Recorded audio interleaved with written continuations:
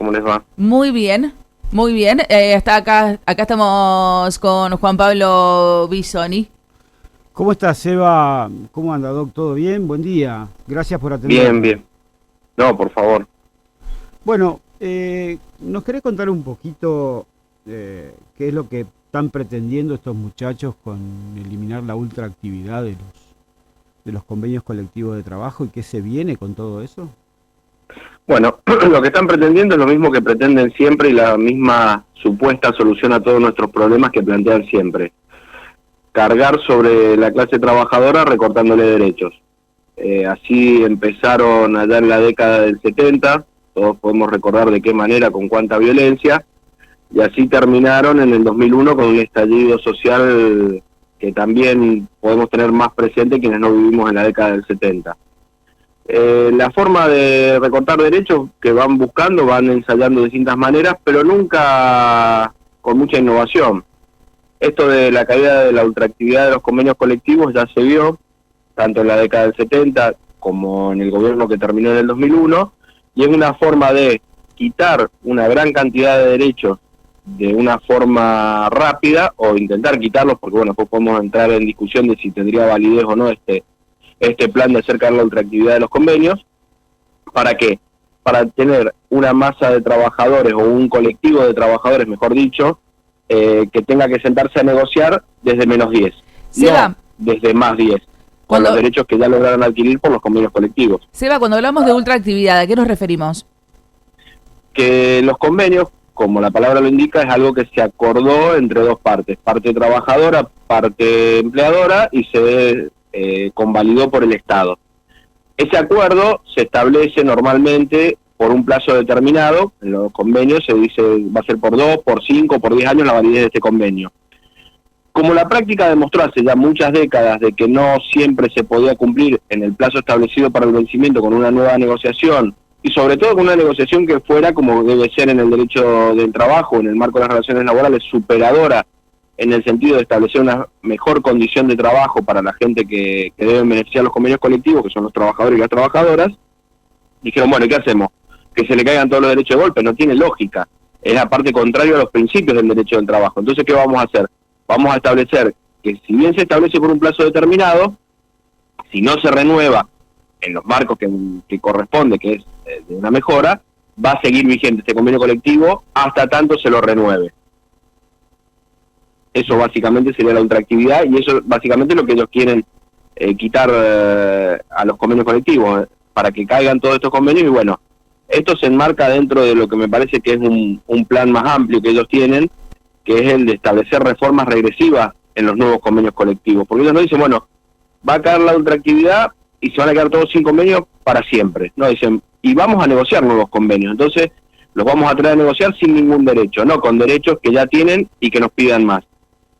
Y esto es lo que ellos siempre han querido hacer por medio de las reformas legislativas, pero ahora parece que tienen la idea de decir, bueno, si nosotros lo hacemos en la legislatura nos van a tildar de que les estamos quitando derechos, de que somos regresivos y demás. Si nosotros logramos en ciertos sindicatos, que sabemos que los hay lamentablemente, dirigentes sindicales, entreguistas, siempre los hubo, no son todos, por suerte, entonces dicen, bueno, si estos dirigentes sindicales vienen a negociar con nosotros convenios a la baja, podemos decir, no, pero si los representantes de los trabajadores lo convalidaron, debe ser para mejor. Y para los que no lo quieran hacer, ya sabemos lo que están dispuestos. Se conoció hace algún tiempo esto de la Gestapo sindical, vimos la persecución a los sindicalistas que no entregaban a sus representados, a los trabajadores representados por sus sindicatos, cómo los han perseguido, los han querido meter presos, les han iniciado causas. Entonces, bueno, el que se avenga a negociar en estas condiciones y nos haga el favor de convalidar esto, que a la luz de la ley, por ejemplo, de lo que es el bloque de constitucionalidad federal, es imposible de convalidar porque es una regresividad que está prohibida por el derecho constitucional, decimos no, pero acá dieron el visto bueno los sindicalistas, porque todo esto gira en torno a una cuestión básica, la batalla cultural y la construcción de sentido. En definitiva, el otro día a mí me generó muchísima preocupación que una persona que se dice de una postura progresista, nacional y popular, protectoria de la gente que trabaja, salió con el mismo discurso de la derecha a hablar de una industria del juicio, de los pobres empresarios que no pueden dormir a la noche porque tienen juicio, de los abogados laboralistas que somos lo peor que hay. Entonces, si una persona de ese sector aporta este discurso que siempre está construyendo la derecha, buscando de construir para legitimar sus acciones regresivas de cara a la sociedad, la quita de derechos, el mantenimiento de privilegios y demás, y salen desde otro sector que teóricamente tendría que estar en la vereda de enfrente, es mucho más preocupante. Entonces, bueno, todo esto de la ultraactividad se enmarca en un plan mucho más grande, porque desde sectores por ahí afines a la derecha o conservadores o que tienen intenciones más favorables a las empresas que a los trabajadores, o totalmente favorables a las empresas, van a salir a decir, no, che, pero si lo que están planteando es cierto, ¿cómo vas a tener un convenio de hace 40, 50 años atrás? Ya pasó mucho tiempo, las cosas cambiaron. Nosotros queremos negociar, hay que avanzar, hay que modernizar, porque la gente tiene otras cuestiones hoy que tienen que considerarse, y te lo plantean como algo positivo, algo lindo, pero no te plantean cómo va a ser esta negociación y con qué objetivo. ¿Cómo? Quitando todos los derechos, entonces poniendo a la persona que trabaja en una situación de menos 10 para empezar a negociar. ¿Cuál es el objetivo? Recortar derechos, establecer condiciones más favorables, o por lo menos así lo ven ellos, yo tengo mis dudas de que lo sea, para el empresariado, porque sin paz social, sin estabilidad en el empleo, sin una clase trabajadora que tenga la posibilidad de actuar como un factor determinante en el mercado interno, con sus consumos, cubriendo sus necesidades. Nosotros somos un país que no nos destacamos por ser de los primeros países exportadores en lo que hace a cuestiones que impacten hacia el interior. Exportamos mucho materia prima del campo, seguro, pero eso beneficia muy pocos. Entonces, si no logramos generar una clase trabajadora con estabilidad, con un desarrollo dentro de determinadas industrias y demás, no vamos a lograr generar cambios que nos permitan exportar productos con valor agregado, que nos permitan tener exportaciones que generen mayores ingresos. Entonces, todo un plan que otra vez nos quieren poner en una situación en la cual la deuda sea la salida, ya también lo han dicho. Por eso hay que ver todo el discurso completo. La deuda que nos somete, la deuda que después nos marca las políticas que tenemos que aplicar, un sector mínimo privilegiado que es principalmente el sector agroexportador, ni siquiera todo lo que se conoce como el campo, sino los que se quedan con la parte grande de la torta, y además quienes especulan financieramente con todo el dinero que se va generando en ese sistema. Entonces, bueno, esto de caída de ultraactividad es un eslabón no menor dentro de este armado social que quieren hacer, en el cual la clase trabajadora pasa a ser la que tiene que poner el lomo y quedarse con lo que sobra, si es que le queda algo. A mí me llama la atención cuando se habla también, que te lo dicen en palabras pomposas, ¿no? Porque a quién no le gustaría trabajar un poquito menos y tener más tiempo para estar con la familia y demás, pero estamos hablando de sería una flexibilización encubierta, esta reducción de jornadas laborales, que tampoco serían al mismo salario. Sí, es que ellos no plantean eso de trabajar menos y cobrar No, menos, claro. Ni por aproximación. Ellos te hablan de modernizar, de modificar, entonces a la gente lo primero que se le viene es las noticias que ven en el diario. En países europeos están modernizando, ¿qué están haciendo? Están reduciendo la jornada, manteniendo el salario, pero acá la modernización que ellos te proponen, por ejemplo, en lo que hace a jornada de trabajo, es que no haya más horas extras, que haya un banco de horas. Entonces ellos te van a hacer trabajar cuando quieran, como quieran. Si un día trabajas 12 horas, claro, te la compensan el día que se les ocurra, el mes que se les ocurra, cuando a ellos les quede bien, porque tienen que parar la empresa para un mantenimiento o lo que sea, y vos sí trabajaste horas extras, pero no te las pagaron. Y sí trabajaste más de lo que venías trabajando por una suma que realmente no te representa una diferencia, porque las horas te las están pagando todas iguales. Eso es la jornada de trabajo, y en todos los ámbitos lo mismo. Y lo principal es este deseo que tienen de dos cuestiones. El primero y principal es destruir la protección frente al despido arbitrario. ¿Por qué? Porque solo destruyendo la protección frente al despido arbitrario se puede completar lo que es la tarea de eliminar el resto de los derechos. Porque si a una persona le dicen, si no te gusta, te vas, ahí tenés la puerta, va a aceptar todo. Lo vemos en la construcción, por ejemplo, que tiene un régimen de inestabilidad total, porque se paga este supuesto seguro, que no es un seguro, es más largo de explicar cómo funciona la construcción, pero es con el mismo... Con la misma idea, la misma dinámica, y vemos cómo está la gente en la construcción y cómo no se le respetan los derechos. Entonces, bueno, el primero y principal es ese, es decir, vamos a terminar con la protección frente al despido arbitrario. Entonces, que la gente entre al trabajo con miedo, no se queje de ningún incumplimiento y acepte todo. Y por otro lado, vamos a quitar las indemnizaciones agravadas. No hay una ley de multas, no existe cosa como tal, sino que hay una ley de empleo que entre sus artículos tiene indemnizaciones agravadas para cuando no se registra la relación laboral. Es decir, o cuando se registra deficientemente, cuando no se reconoce la existencia del vínculo laboral de cara a la sociedad, de cara al Estado y demás, o cuando se la reconoce de manera mentirosa. ¿Por qué? Porque entonces el empleador o el empresario que tiene parte de su economía fuera del sistema, fuera de registro, lo que vulgarmente y erróneamente se llama negro, puede seguir manteniéndolo. ¿Por qué? Porque si vos tenés plata que te ingresa sin registrar, tenés que pagar de la misma manera. Claro.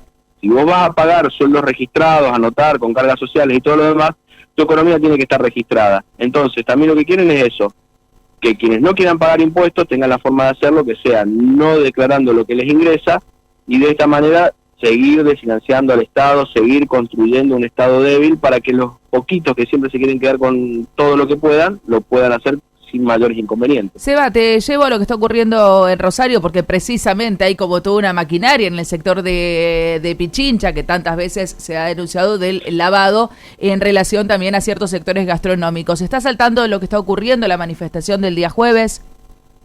No me enteré de la manifestación del día jueves, sí sé de esto que comentás, que va de la mano de lo que decía, el lavado de dinero, claro, o el dinero que no está declarado y cómo se lo canaliza para poder de cierta manera incluirlo en la economía. Y bueno, gastronomía, hotelería, son rubros que son fáciles de generar ese tipo de situaciones, y son rubros en los cuales históricamente existe un enorme porcentaje de trabajadores no registrados o deficientemente registrados a los cuales se les vulneran sus derechos.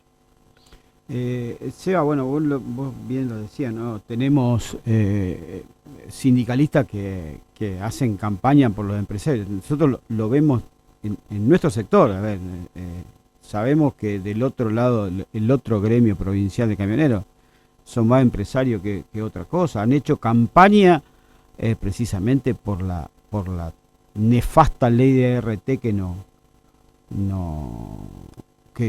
rige, ¿no? Entonces, claramente, vos ves gremios que apoyan ese tipo de políticas. Entonces también es muy fácil confundir al resto de la población, y mal utilizado por los medios o bien utilizado para sus intereses. Te dicen, los propios trabajadores avalan esto. ¿Cómo? No, el trabajador de verdad no avala estas cosas, porque comienzan, como vos bien decís, por la ultraactividad de los convenios colectivos de trabajo, y después van por todos los derechos, absolutamente. Sí, es como lo decís, la batalla es cultural y se conecta con lo primero que señalaba. Siempre están buscando la forma de tener complicidad de sectores que deberían actuar en sentido opuesto. El caso que traes a colación es sumamente gráfico en lo que hace a nuestra región, a nuestra provincia. Fue terrible la batalla que se llevó adelante. Yo, como integrante de la Asociación de Abogadas y Abogados Laboralistas de Rosario, participé activamente junto con el colectivo al cual pertenezco, y teníamos colectivos de trabajadores, sindicatos, que estaban de nuestro lado, y teníamos colectivos de trabajadores, sindicatos, que estaban del otro lado. Algunos con total mala intención o buscando una ventaja sabiendo lo que estaban entregando, y otros desde la ignorancia, porque hay que reconocerlo eso. Muchas veces también fallamos nosotros, quienes conocemos por ahí algunas cuestiones en cuanto a derecho, en cuanto a particularidades de las situaciones, en no lograr transmitir correctamente. Está bien, tenemos enfrente los medios dominantes de comunicación, hegemónicos o como quieran llamarlos, que están 7x24 desinformando, mintiendo, inventando cosas que no son, o planteando falacias que van en sentido opuesto de lo que hace a la realidad. Pero bueno, es una cuestión que ellos saben que sirve. ¿Por qué? Porque para construir el discurso, parte del discurso tiene que ser cierto. Entonces, decir, los sindicatos están para proteger a los trabajadores y las trabajadoras, 100% cierto. Por eso los sindicatos tienen que existir, son una herramienta fundamental del armado social, en sociedades capitalistas mucho más, porque son una valla de contención a los abusos, pero no cuentan que a veces los sindicatos no son como ellos los presentan. Este sindicato es de un señor rubio de ojos celestes porque viene para el lado que nosotros queremos, y aquel sindicato es de un negro feo y malo porque va en sentido opuesto de nuestros intereses. Y normalmente el que presentan como el malo es realmente el bueno, y al que presentan como el bueno es realmente el malo. Entonces, bueno, es una cuestión de todos los días tratar de de transmitir el mensaje correcto y de explicar el por qué. Nosotros tenemos a nuestro favor tanto la historia que nos acompaña cuando ha habido mayor protección laboral, empezando por mediados de la década del 50 y un gobierno que entendió cómo se podía llevar adelante un mejor país y tenía intenciones de hacerlo para las mayorías, o cuando se recortan los derechos y los efectos que ha tenido a lo largo de la historia. Y si eso no fuera suficiente, tenemos el derecho que nos asiste, empezando por la Constitución Nacional, con los tratados internacionales que la integran, que normalmente, en el 99% de los casos, quienes quieren eliminar derechos, la dejan totalmente en un cajón olvidada para todos y todas. Cosa que yo me quedo pensando, porque cuando vos hablas de los medios, salvando ciertas personalidades, el resto me involucro, somos todos trabajadores, y siendo que en la época de Macri fue en proporción de gente el sector donde más fuentes de trabajo se perdieron, y eso significa más familias que quedaron sin laburo. Y es como muy raro, ¿no? Porque se tiene que seguir manteniendo, porque son trabajadores y es uno de los sectores que está más desprotegido en relación a las luchas gremiales. No siempre me quedo pensando en eso, porque se tienen que decir las noticias, se crean distintas noticias, ¿no? Para mostrar otras realidades o para transformar el bueno en malo, el malo en bueno, y siguen siendo trabajadores. Sí, yo te hago una interpretación que puede ser equivocada y que la hago desde afuera de lo que es el periodismo y la profesión de periodistas, pero en paralelo con lo que yo veo, por ejemplo, en mi profesión, que es, yo soy un trabajador del derecho. Yo me siento así, no me siento diferente al resto de los trabajadores, salvo en que tengo algunas herramientas que conseguí por poder ir a una universidad pública. Caí en la universidad pública, como diría algún señor, y bueno, de ahí obtuve herramientas. Entonces yo lo que veo que tenemos profesiones que suelen ser muy individualistas y que se aspira por ahí a pensar de que uno va a hacer algo diferente, que no es un trabajador. Claro. Y se aspira a ocupar los puestos de arriba de la pirámide, entonces hay una competencia feroz, y quienes llegan arriba normalmente suelen ser personas que les gustan los privilegios, que les gusta sentirse parte de una minoría selecta y demás, y que desde ahí se olvidan de las grandes mayorías. Lo vemos con algunas personas que transitan el Poder Judicial, que son abogados y abogadas porque salieron de la facultad, aunque después se hagan llamar su señoría y todo lo demás, y que a mayor altura en esas escalas o en esas pirámides trabajan más para las minorías y menos para las mayorías. Totalmente. Y lo vemos en la profesión de periodistas, los supuestos o mal llamados periodistas estrellas, no sé si son estrellas o estrellados, que vemos en estos medios, sobre todo nacionales, que cobran fortunas, que se los ve andando en sus Porsche o navegando en sus barcos por los distintos ríos. Calculo que ustedes no deben tener ni Porsche ni barcos. No, claramente no. De la profesión, y que son normalmente los que implantan este discurso, y al que no dice lo que les gusta, afuera. Claro. Y hacen todo lo posible para que quede afuera. Entonces, eso va moldeando el sentido común mayoritario dentro de la profesión para que quieran llegar ahí y para que a partir de eso se sientan parte de una élite y moldeen su discurso creyendo que lo que le pasa a la mayoría del pueblo trabajador a ellos no les afecta. Completamente. ¿Puede estar equivocado o no? No, para nada. La interpretación que haces, Seba, es tal cual. Bueno, nosotros en la profesión lo vemos. Yo también, como vos, me considero un trabajador del derecho. De hecho, estamos defendiendo trabajadores en gremios, por lo menos en mi caso, tanto camionero como caucho. En fin, vemos la problemática que se plantean todos los días y los abusos a los cuales están sometidos por muchos empresarios totalmente inescrupulosos que siempre dicen ustedes son el costo, pero a la hora de repartir la que se llevan no te dan una migaja. Entonces hay que estar ahí, hay que estar en la trinchera, dar la pelea como lo haces vos y toda la asociación de abogados y abogadas laboralistas. Y no hay que bajar el brazo nunca con estos temas, porque siempre te terminan pasando por arriba si los dejás. Sí, no, por supuesto, vuelvo a repetir lo que me parece central, esto de la batalla cultural, cómo se plantean las cosas, lo que en verdad debe ser un salario digno y que tiene todo un sentido y un trasfondo social, es como decís, en el planteo de los medios y de ciertos sectores, un costo. Pero si es el salario exorbitante de un CEO, no es un costo, es miren qué bien, acá ya tenemos que llegar todos. Y bueno, es muy difícil y por supuesto es de todos los días, porque del otro lado para mantener y acrecentar los privilegios trabajan todos los días, todo el tiempo. Entonces nosotros tenemos que hacer lo mismo. Y hay épocas en que podemos respirar un poquito más y en que podemos tener cierto acompañamiento de poderes, empezando por el Estado, pero hay tiempos como los que corren actualmente en que la batalla está muy desigual y tenemos que redoblar los esfuerzos. Seba, te despedimos, pero me quedo con una que es... Nunca se despide un abogado laboralista. Me dicen hasta luego. Te decimos hasta Esto luego. Lo aprendí del gran Héctor Recalde. Tenés razón, te decimos hasta luego. Y hablando de la batalla cultural me quedo con una, porque ellos siempre lo ponen en lugar de dadores de trabajo. Serán generadores, pero dadores que nos quedan a nosotros trabajadores, quedamos en la dádiva. Y me parece que tendríamos que empezar a cambiar desde el lugar, ¿no?, de lo dicho. ¿Generan trabajo? Sí. ¿Dan trabajo? Es otra cosa.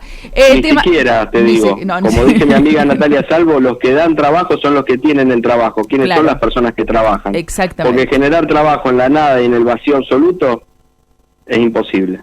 Te mandamos un beso grande, que tengas buen sábado. Abrazo para ustedes y que también tengan un buen fin de semana. Nosotros lo despedimos.